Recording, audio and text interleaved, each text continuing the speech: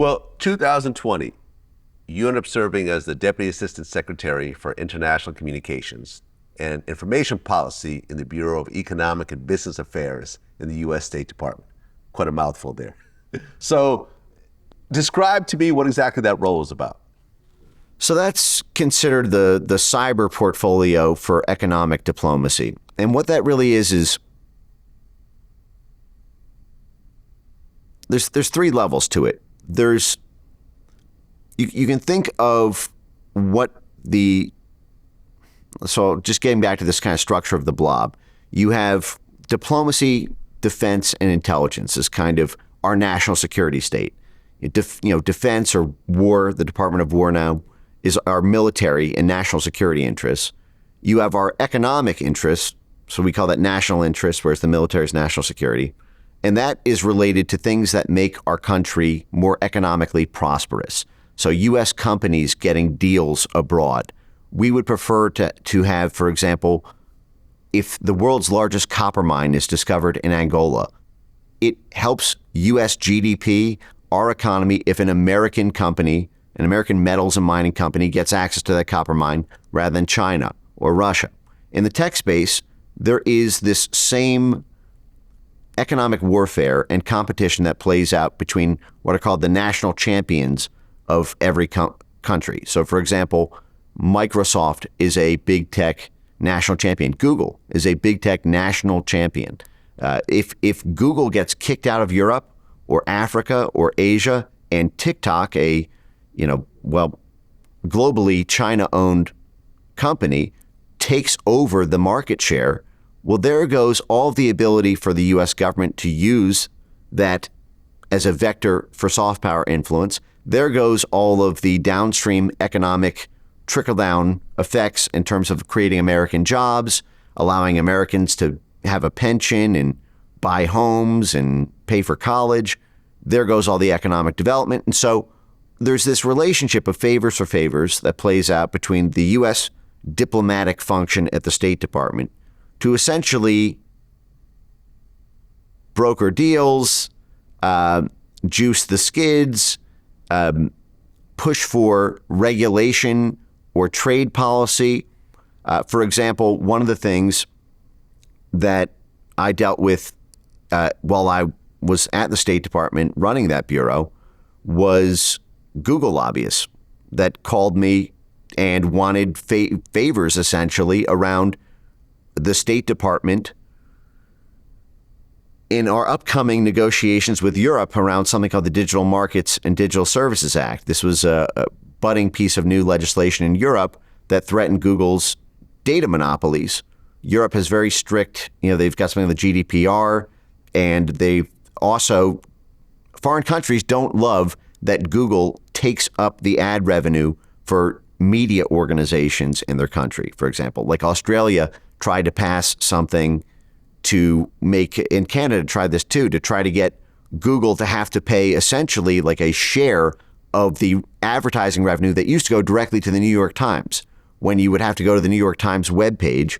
And instead, when it goes to Google, this happens at the local level too. And the only thing that can stop those governments from passing laws that hurt Google's profits are Google leaving its economic footprint there, or the U.S. government in its diplomatic envoys telling that government, oh, you better not do that, or we're going to tariff you, we're going to leave this security arrangement, we're going to sanction you, we're going to do retaliatory regulatory structures here. And so the State Department is essentially the big daddy muscle that juices the skids for the big tech companies, and there's a revolving door. The guy before me, for example, at my seat at State, went directly from there to work for the Umbrella Trade and Lobbying Association for Google and Microsoft and Apple. And you make a lot more money as a lobbyist that way than you do when you're actually sitting in the chair. And so it creates this kind of incentive structure where the government official sitting in the diplomacy chair does favors for big business. Big business rewards that government official when he leaves the government with board seats or think tank sinecures or fellowships at NGOs or hires you as a lobbyist so that you can work with your old friends who are still in government to get them to do what the companies want. Well, January 6, 2021, the Capitol attack happens. Are you still in government when this happens? Yeah. Okay. That was a crazy week. I bet. Because, and this was a funny thing. On that call with Google, I brought, because that was when Trump got nuked.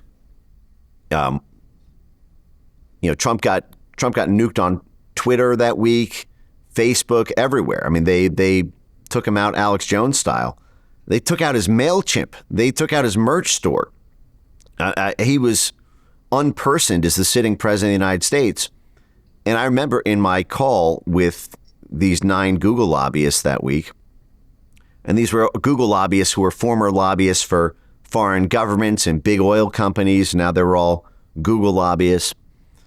And I mentioned, you want the U.S. government to change our negotiating strategy with Europe to do favors for Google's profits, while Google and YouTube are severing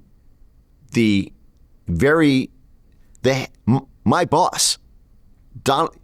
You want the Trump State Department to go out of its way to do favors for Google, while Google and YouTube are effectively blanket banning Donald Trump.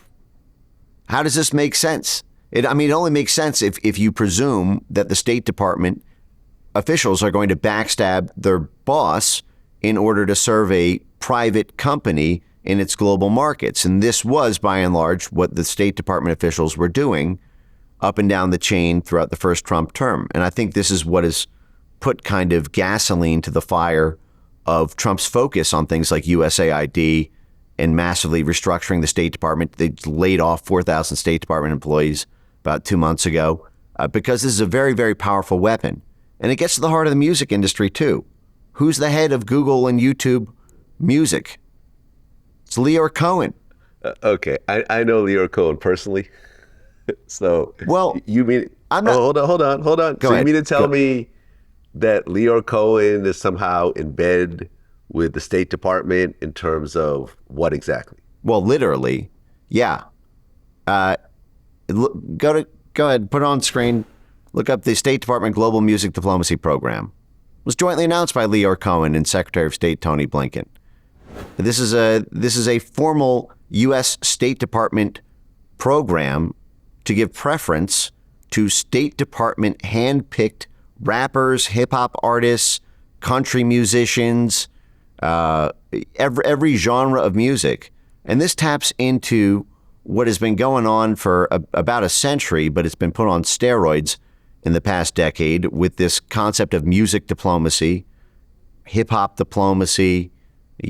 Started off way back with jazz diplomacy. But there is this relationship between the music industry, big labels, big distribution platforms, and U.S.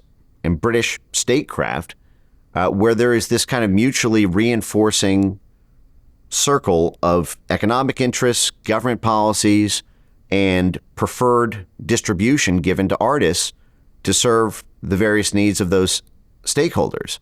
And so I do find it, just because this is kind of up your alley. And by the way, I'm not taking shots at Lyor Cohen when I say that. I'm simply trying to describe how these power structures work. You can make the argument that this advances U.S. national interests, because if the U.S. State Department sets some policy goal that we want a certain movement to rise to power in Nigeria, because that will redound to the financial interests of ExxonMobil and Chevron and our transatlantic partners, the UK, Shell, and British Petroleum. These all have massive interests in the oil in Nigeria. And you look at how the State Department is so deeply involved in the music scene in Nigeria. So is UMG and Lucian Grange, and so is the YouTube State Department music diplomacy program there. You can make an argument that by seeding these rap collectives and these hip hop communities and speaking to Nigerian youth and doing this youth engagement and civil society mobilization around all the different corruption issues there paves the way for deals and contracts for U.S. companies and then makes America richer. And I mean, America has been this way since the beginning. I mean, we got our global empire because of United Fruit, essentially. When we were doing big oil, we were doing big sugar and big ag, multinational corporation and government interests fused. Then it was big oil, and now it's big tech, but it's also big music.